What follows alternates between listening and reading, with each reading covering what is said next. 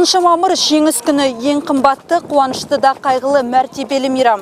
Адамзат тарихында өшпес із қалдырған осынау сұрапыл соғыстың аяқталғанына биыл 70 жыл. Қызылжарлықтар да ұлы жеңіс мейрамын барлық сән салтанатымен атап өтуде. Қаламыздағы жеңіс саябағына жиналған халық патриоттық әндер тыңдап, әскери асханадан дәм татуда.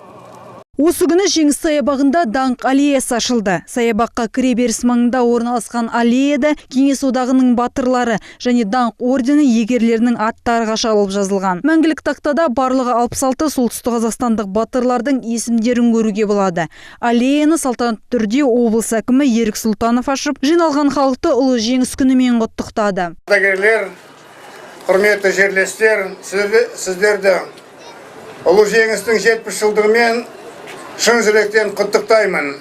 Отан үшін от кешкен жерлестеріміз біздің мәңгілік жүрегімізде. Ешкімде ештеңеде ұмтылмақ емес. Даңқ аллеясында есімі жазылған Әбу Досмұхамбетовтің туыстары да аталарының есімі мәңгілікке ұмтылмайтынына қуанышты.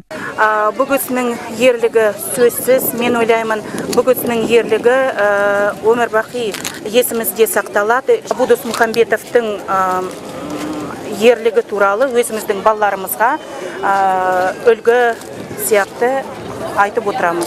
Ыбыраевтар отбасынан соғысқа 7 адам аттанған. Солардың ішінде оралғандардың қатарында ағалары Ысқақ Ыбыраев. Сабыр Ыбыраев аталмыш тақтада әкесінің туған ағасының есімі жазылғанына қуанышты. Отан бойынша үлкен мейрам, 70 жыл